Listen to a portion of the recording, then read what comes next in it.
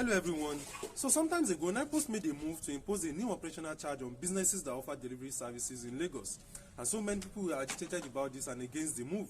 So many people tagged it inhumane and a move to squash startup delivery services businesses and a move to put youths out of job. Well, I'm not here to debate whether the move was a good one or a bad one. I'm just here to give you some positive scenarios such a move can present. First, we have to understand that delivery service is a very delicate business to patronize because you are literally giving someone you don't know you're valuable to deliver in your stead.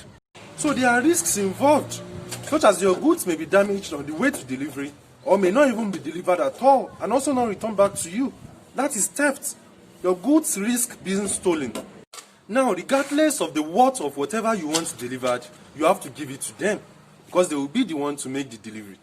Now the first question is, do you trust all these individualistic delivery services? So when the issue of trust comes in, it shows there is a need for regulation, such that whenever you give your goods or your product out for delivery and it doesn't get delivered, you know where to go, you know how to track such a company, you know how to track such a business. Another question is the question of number and oversaturation.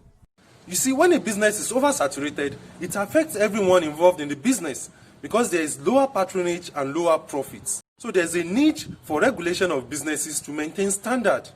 And another thing is when a business is oversaturated and unregulated, it invites just anybody. There's influx of just anybody into the business, in the sense that some people may just decide to start it as a way of stealing people's things, as a way of robbing people of their valuables.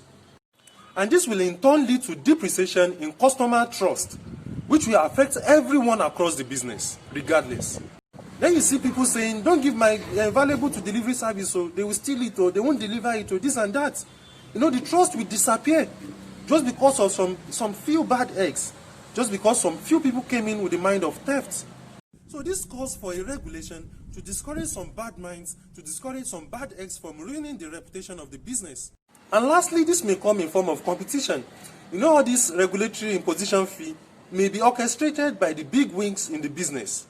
You know, competition is normal in businesses. The big wigs will want to dominate the market and kill off the smaller ones. So they may have orchestrated this move as a way of killing the smaller businesses that are saturating the market, because they know they can't keep up with this regulation. They can't keep up with that imposition. They can't keep up with that fee.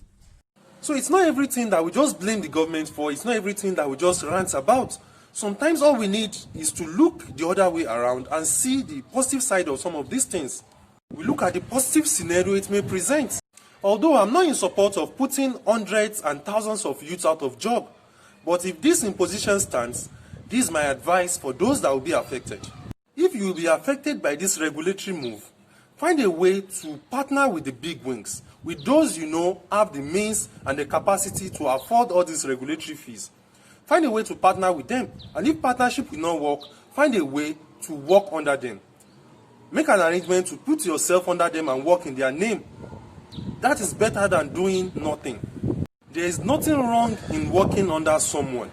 You have to understand that. Don't let people deceive you. But this is a talk for another day.